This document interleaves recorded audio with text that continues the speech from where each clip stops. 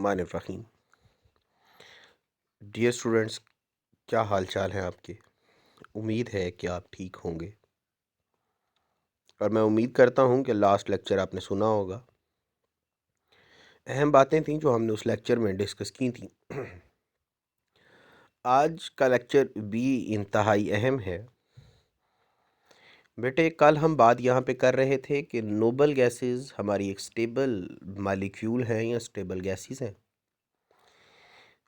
ये अपना ऑक्टेट या डुप्लेट कंप्लीट करती हैं। जिस तरह हमने हीलियम की बात की थी कि इसके आउटर बोर शेल में 2 इलेक्ट्रॉन होते हैं और ये स्टेबल होती है। नियॉन की बात की थी, इसके आउटर मोस्ट शेल में 8 इलेक्ट्रॉन होते हैं तो ये स्टेबल होती है। और हम बात ये कर रहे थे कि जितने भी एटम्स हैं वो अपने आप को स्टेबल करने के लिए या हीलियम जैसा बनना चाहते हैं या नियॉन जैसा बनना चाहते हैं या आर्गॉन जैसा बनना चाहते हैं, यानी कि अपने आप को नोबल गैसेस जैसा बनाना चाहते हैं। और वो अपने आप को नोबल गैसेस का उस सूरत में बना सकते हैं जब वो अपने आउटर मोस्ट शेल को कंप्लीट कर लें। आउटर मोस्ट शेल कंप्लीट करने का मतलब ये है कि वो अपने आउटर मोस्ट शेल में या तो 2 इलेक्ट्रॉन रखें, सिर्फ 2 इलेक्ट्रॉन, या फिर अगर 2 से ज़्यादा हो गए हैं तो वो अपने आउटर मोस्ट शेल में 8 इलेक्ट्रॉन रखें। इसके दरमियान में एटम कभी भी स्टेबल नहीं होगा। तो बेटा, ये अपनी स्टेबिलिटी को अटेन करने के लिए ये एक चार्ट है। फ़र्ज़ करें हमारे पास लिथियम है, तो इसके अंदर उन्होंने दिखाया है कि लिथियम में टोटल 3 इलेक्ट्रॉन हैं। अब इसकी इलेक्ट्रॉन कन्फिगरेशन देखें तो 1s के अंदर 2 इलेक्ट्रॉन हैं, 2s में 1 इलेक्ट्रॉन है। इसके पास 2 अपॉर्चुनिटीज़ हो सकती हैं, या तो ये अपना दूसरा शेल कंप्लीट करे। उसको कंप्लीट करने के लिए 2s के अंदर 1 इलेक्ट्रॉन है, 2p के अंदर 6 और हों, यानी कि इसका 2p शेल भी बने और उसके 6 इलेक्ट्रॉन भी हों और एक 2s को भी मिले, यानी कि इसको मजमूई तौर पे 7 और इलेक्ट्रॉन दरकार हैं 8 पूरे करने के लिए। इसलिए ये 8 तो पूरे नहीं कर सकता, लेकिन इसके अंदर वाला ये 1s2 ये वाले अचीव कर सकता है। यानी कि हमने 2 कहा था होंगे तो स्टेबल होगा। इसीलिए बेटा ये अपना ये वाला एक इलेक्ट्रॉन जो है 2s1 का ये लूज कर देगा। जब ये इलेक्ट्रॉन लूज करेगा तो ये हीलियम 2 जैसा बन जाएगा। मेरी बात समझ गए हैं कि यानी कि इसने 2 अचीव करने थे। एक इसके पास 1s2 के अंदर 2 इलेक्ट्रॉन मौजूद थे, ये यही रखेगा, अपना एक इलेक्ट्रॉन लूज कर देगा। तो इस लूज करने की वजह से मजमूई तौर पे इस पे 3 थे तो एक निकाल दिया जाएगा, तो बाकी कितने रह जाएंगे? 2 इलेक्ट्रॉन रह जाएंगे और ये नोबल गैसेस हीलियम जैसा बन जाएगा। और जब ये हीलियम जैसा बनेगा तो ये स्टेबल हो जाएगा। अब आगे हम मैग्नीशियम की बात करें तो मैग्नीशियम में 12 इलेक्ट्रॉन होते हैं। इसकी इलेक्ट्रॉन कन्फिगरेशन देखें तो पहले शेल में 1s2 इलेक्ट्रॉन है। देखें दूसरे शेल में 2s2 में 2 इलेक्ट्रॉन है, 2p में 6 इलेक्ट्रॉन है, यानी कि पहले शेल में 2, दूसरे शेल में 8 पूरे हैं। दूसरे शेल के 2 हिस्से हैं, 2s एंड 2p, ये 2 दूसरे शेल के हिस्से हैं। ये वाले, ये इसका दूसरा शेल है, इसके अंदर 8 पूरे इलेक्ट्रॉन हैं। अब 3s की बात शुरू करें तो 3s में 2 इलेक्ट्रॉन हैं। अब देखें ये 2 इलेक्ट्रॉन चूंकि ज़्यादा हैं तो अंदर वाला शेल जो 2s और 2p, ये वाले जो दो एक शेल है जिसको हम दूसरा शेल कह रहे हैं, दूसरे शेल के अंदर 2 सब शेल हैं, एक s और एक p। s के अंदर 2 इलेक्ट्रॉन है, p के अंदर 6 इलेक्ट्रॉन है। टोटल कितने हो गए दूसरे शेल में? 8 इलेक्ट्रॉन। अब हमने कहा था या तो 2 चाहिए होते हैं या 8 चाहिए होते हैं, लिहाजा ये इसके पास अंदर 8 हैं, बाहर वाले तीसरे शेल में क्या है? सिर्फ 2 इलेक्ट्रॉन है। लिहाजा ये 2 इलेक्ट्रॉन्स को लूज करेगा। जब लूज करेगा तो इसकी इलेक्ट्रॉन कन्फिगरेशन हो जाएगी 1s2, 2s2 और 2p6। अब ये 2 मिलके आपस में क्या बना देंगे? 8 इलेक्ट्रॉन। दूसरे शेल में कितने इलेक्ट्रॉन हो जाएंगे? 8। और टोटल इसके पास कितने हो जाएंगे? 10। 2 अंदर वाले के पास, 8 बाहर वाले के पास, आउटर मोस्ट शेल में 8 इलेक्ट्रॉन। ये नियॉन जैसा इलेक्ट्रॉन कन्फिगरेशन हो जाएगी और ये स्टेबल हो जाएगा। हम आगे चलें, अगर बात करें फ्लोरीन की तो आप ये देखें कि इसका जो पहला शेल है 1s2, इसमें 2 इलेक्ट्रॉन हैं। दूसरे शेल की बात करें तो देखें दूसरे शेल में 2s के पास 2 इलेक्ट्रॉन है, जब p के पास 2p के पास 2, 2 4 और 1 5, यानी कि दूसरे शेल के पास, इसके पास टोटल तौर पे 7 इलेक्ट्रॉन है। देखें किस तरह से 7 होते हैं। ये देखें, एक तो ये अंदर वाला शेल है जिसके पास 2 इलेक्ट्रॉन है, इसकी तो हम बात नहीं कर रहे। इसके बाद आ गए ये 2s, देखें 2s में 2, 2px में 2, 2py में 2 और 2pz में 1।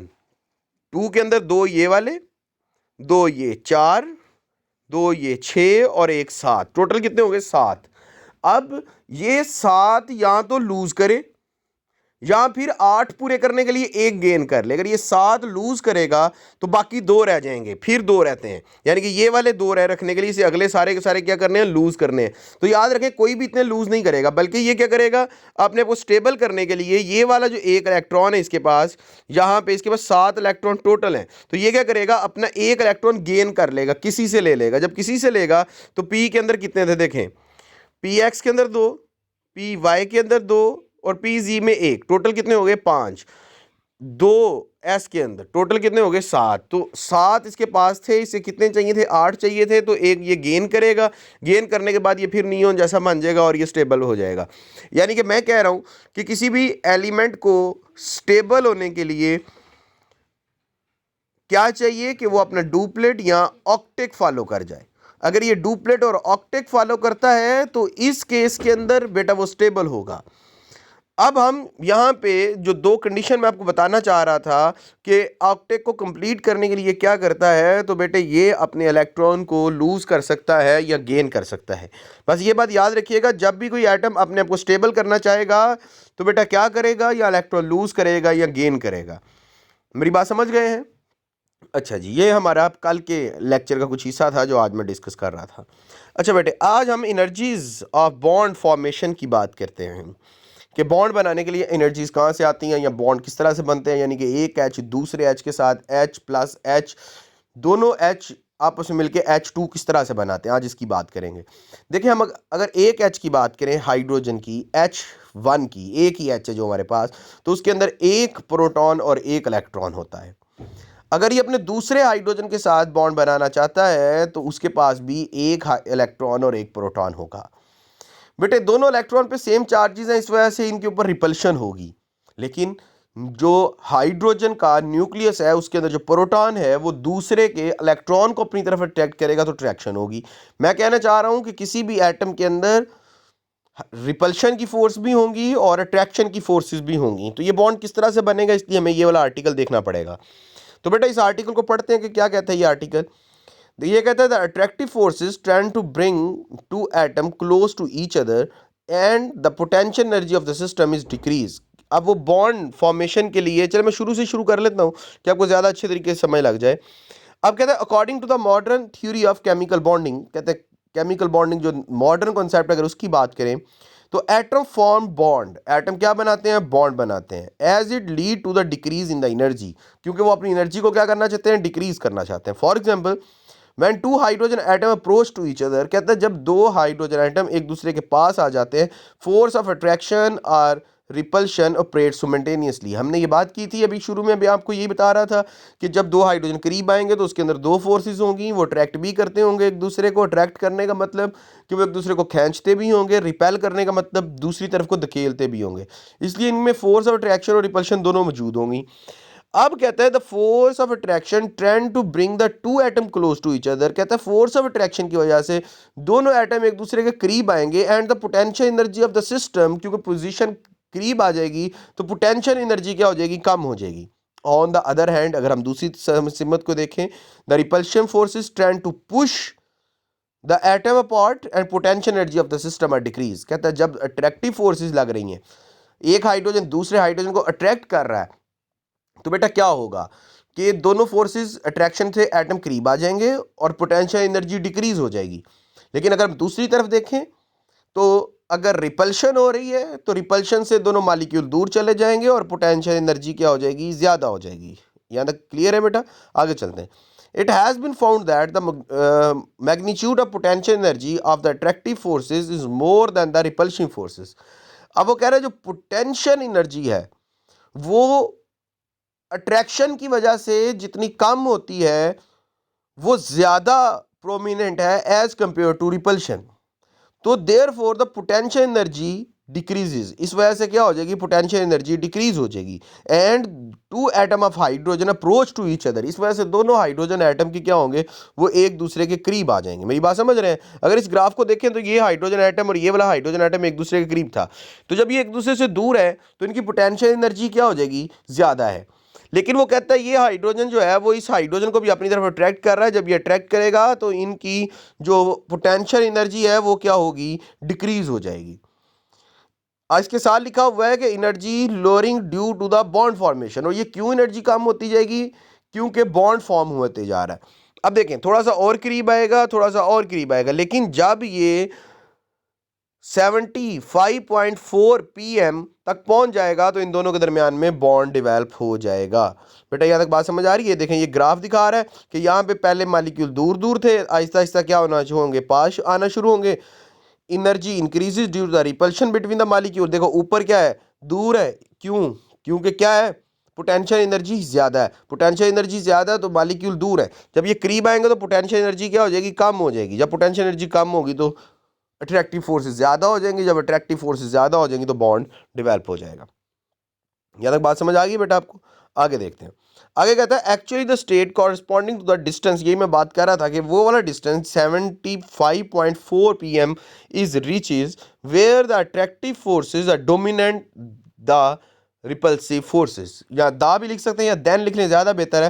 कि कहता है कि जब दो मॉलिक्यूल कहाँ पे पहुंचेंगे, 75 pm पे, तो द अट्रैक्टिव फोर्सेस जो है वो डोमिनेंट हो जाएंगी। डोमिनेंट का मतलब क्या होता है, देखें एक चीज़, दो चीज़ें हैं हमारे पास, फर्ज करें हमारे पास रेड कलर है और ब्लू कलर है। अब दोनों का अपना इंडिविजुअल कलर है, लेकिन जब हम इन दोनों को मिक्स करते हैं तो रेड में नजर आता है, ब्लू नजर नहीं आता। तो इसका मतलब है ब्लू मौजूद है लेकिन डोमिनेंट कौन हो गया, रेड हो गया। तो इसी तरह ही दोनों फोर्सेस मौजूद हैं, अट्रैक्टिव फोर्सेस भी और रिपल्शन फोर्सेस भी। लेकिन जब दो एटम करीब आ जाएंगे तो रिपल्सिव फोर्सेस कम हो जाएंगी, अट्रैक्टिव फोर्सेस ज्यादा हो जाएंगी, और अट्रैक्टिव फोर्सेस ज्यादा हमें नजर आना शुरू हो जाएंगी। डोमिनेंट का मतलब क्या है कि वो सामने ज्यादा नजर आएंगी, रिपल्शन फोर्सेस नहीं होंगी, कम हो जाएंगी। Here the potential energy of the system is the minimum, यहाँ पे जो पोटेंशियल एनर्जी है वो क्या हो जाएगी, कम से कम हो जाएगी। क्योंकि हमने कहा था कि जब अट्रैक्टिव फोर्सेस बढ़ती हैं तो आपकी जो पोटेंशियल एनर्जी है वो डिक्रीज होती है, जब अट्रैक्टिव फोर्सेस ज़्यादा हुई हैं तो आपकी पोटेंशियल एनर्जी कम से कम हो गई है। And the hydrogen atom are said to be a bonded from bonded to form a stable molecule, और हम ये कहेंगे कि हाइड्रोजन का एटम आपस में मिल गया है और एक अच्छा बॉन्ड बन गया है। यहाँ तक बात समझ आ गई है? आगे थोड़ा सा रह गया इसका, हम आगे जाकर पढ़ते हैं। When the atom approach the distance to the minimum energy, कहते हैं जब एटम इस जगह पे पहुंच जाएंगे कि मिनिमम एनर्जी होगी, then the system of the two hydrogen atom is stable to maximum extent. कहता है कि जितना ज्यादा अट्रैक्टिव फोर्सेस ज्यादा हो जाएंगी उतना बॉन्ड क्या हो जाएगा, मजबूत हो जाएगा, और हाइड्रोजन एटम उतने स्टेबल हो जाएंगे। कहते हैं the amount of energy evolve, कहते हैं इस दौरान जो एनर्जी इवॉल्व करेगी यानी कि बाहर निकलेगी वो कितनी होगी, वो 436.45 किलो जॉल पर मोल एनर्जी होगी। Is called the bond formation energy, और हम इस एनर्जी को क्या कहेंगे, बॉन्ड फॉर्मेशन एनर्जी। ये आपको शॉर्ट क्वेश्चन पूछा जा सकता है कि बॉन्ड फॉर्मेशन एनर्जी क्या होती है। तो बॉन्ड बनने के दरमियान में जो एनर्जी इवॉल्व हुई है हम उसे बॉन्ड फॉर्मेशन एनर्जी कहेंगे। In order to break the bond, कहते हैं अगर हम बॉन्ड तो ये तोड़ेंगे तो the same energy has been provided, इसे बॉन्ड बनते हुए जो एनर्जी बाहर निकली है हमें वही एनर्जी से दोबारा दे के बॉन्ड को तोड़ना पड़ेगा। For the case when repulsion forces are dominant, कहता है कि अगर हम उसकी बात करेंगे जब रिपल्सिव फोर्सेज डोमिनेंट होंगी, देन द अट्रैक्टिव फोर्सेज, किससे बेटे अट्रैक्टिव फोर्सेज थे, the energy of the system are increases, system की एनर्जी क्या हो जाएगी, ज़्यादा हो जाएगी, and it lead to instability. तो ये क्या हो जाएंगी, जब रिपल्शन फोर्सेज ज़्यादा हैं तो क्लियरली बात है कि जब रिपल्शन ज़्यादा होगी तो एक एटम दूसरे को ज़्यादा दूर धकेलेगा, और ज़्यादा दूर धकेलने की वजह से बेटे इनकी जो सिस्टम की एनर्जी है, पोटेंशियल एनर्जी आपको पता ज़्यादा होगी, और जब पोटेंशियल एनर्जी ज़्यादा होगी तो मालिक्यूल एक दूसरे से दूर चले जाएंगे। मालिक्यूल एक दूसरे से दूर हैं तो वो अनस्टेबल हो जाएंगे। जब दो जुड़े हुए हैं तब तो स्टेबल थे, लेकिन जब हम उन्हें दूर भेज देंगे तो वो क्या हो जाएंगे, अनस्टेबल हो जाएंगे। कहता है a bond is not form, और बॉन्ड क्या होगा, नहीं बनेगा। In order to understand the bonding is relative the size of atom should be known, कहता है कि अगर आपने किसी का बॉन्ड पढ़ना है तो एटम का साइज पता होना ज़रूरी है। बेटा ये हमारा आज का आर्टिकल था। मुझे उम्मीद है कि आपको कुछ ना कुछ तो समझ आ गया होगा। अगर कुछ चीज़ें समझ ना आई हों तो ऑनलाइन क्लास के अंदर आप पूछ सकते हैं। अपना बहुत सारा ख्याल रखिएगा। अल्लाह हाफिज़। फ़ी अमान अल्लाह।